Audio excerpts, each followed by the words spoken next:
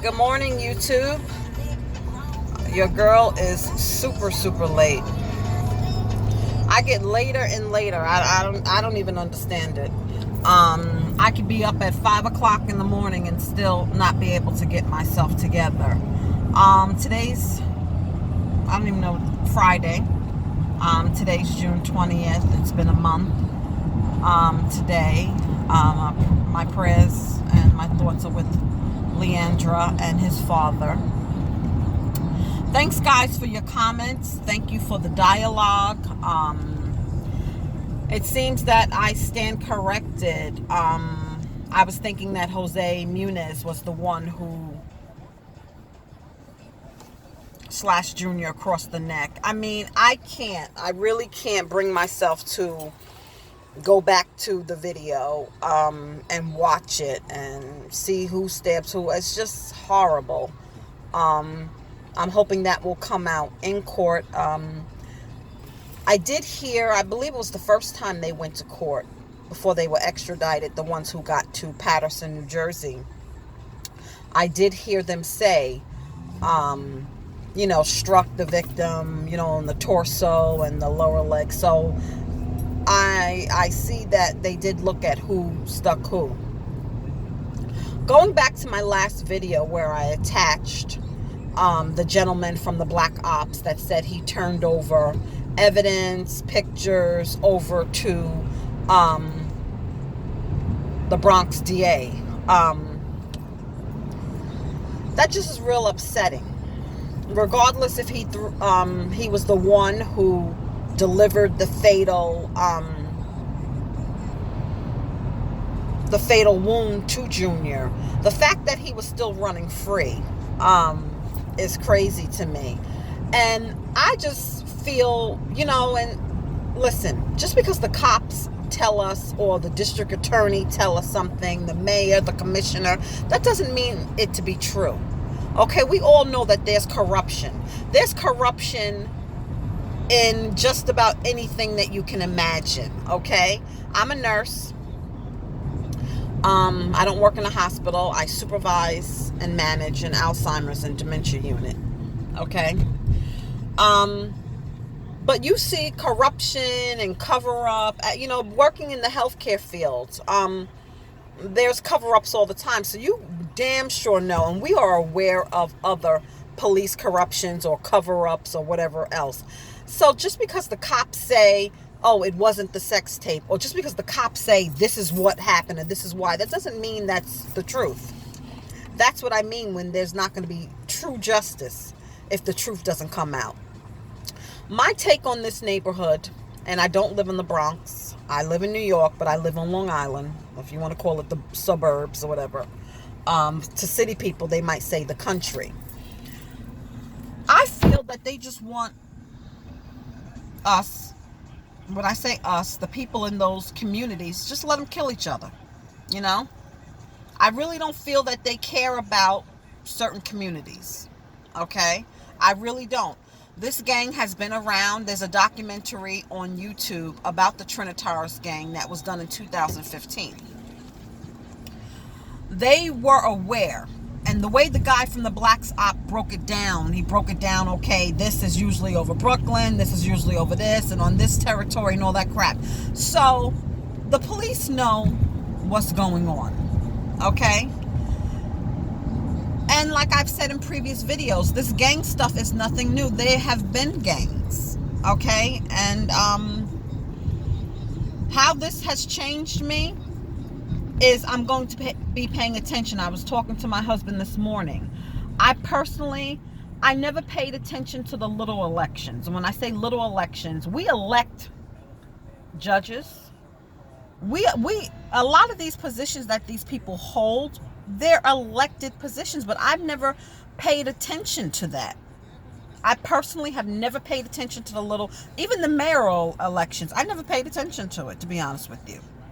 And as the gentleman who's on the Benevolent Association for the Corrections Officers spoke about Mayor de Blasio and how he has really changed things up. If you guys haven't had a chance to watch on the Pix 11 YouTube page, Who Are the Trinitarios, special that they had with the panel of 4 gentlemen. Please watch it. I've never paid attention to those races. So these are people that are elected and put into place. We have to make sure that they have our best interests in mind, and issues that affect us, and especially our children who are not old enough to vote. We have to get a handle on this, guys, because these people are making decisions that affect us and affect our kids and their kids, and it's just horrible that this young man had to lose his life. And let me tell you something. YouTube, for me, I love YouTube. YouTube for me was, makeup, wigs, vacations. I usually like to see if anybody posted a review, crafts, home decor, gossip on celebrities. Social issues have always affected me, but I just never voiced it on this sort of platform. And I love YouTube, that you're able to go there and use it as a platform to express yourself, your art, or whatever. So I love YouTube. I'm on YouTube more. I don't even need cable. YouTube is enough for me.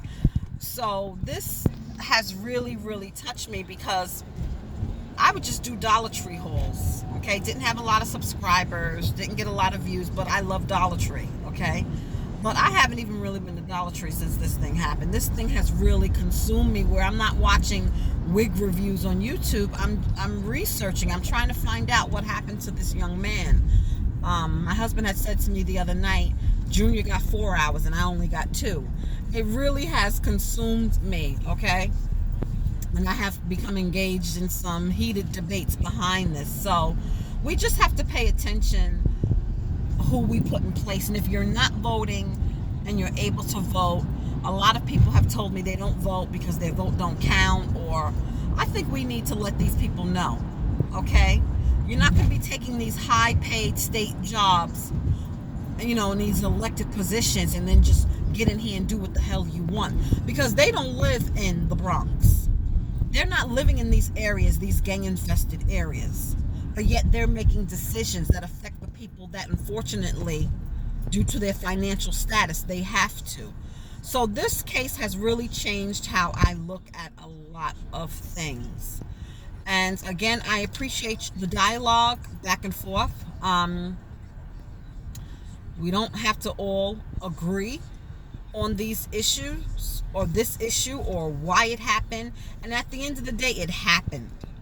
But it's just heart-wrenching, because it could have been prevented, and a life could have been saved, and a mother could have been saved. When I look at Leandra's pictures with Junior before he passed away, oh my God. There's one of him at his 11th birthday, him and her together, and they're holding the cake. I seen it on IG. I follow Justice for Junior on IG. I follow Junior Forever 15 on IG. And I have debated whether or not I want to continue to do that, because it really is heartbreaking to see him. There's a couple of videos of him dancing and laughing, just living life and happy, and you can tell he comes from a good home, and you can tell he was so loved, and it's heartbreaking. So it's hard to see, you know what I mean? It's really, really hard to see. And when I look at the pictures of how happy she was and how her eyes lit up, and I wish I could bring that light back to her, and there's nothing that's going to bring that light back to her and his family. It's not just her, the father, the sister. I think he had 2 older brothers. I just wish I could give them back that light. You understand? And death is hard, but when it was so, to have to see it, to have to see the fear on his face. I don't want to get into it, guys, because y'all know. So, YouTube is a platform that has brought all of us together. And regardless of what I say, or how I feel, this boy still lost his life. You know what I mean? So, again, thank you for watching my videos. I hope everybody has a great Friday. I'm super late. Oh my God.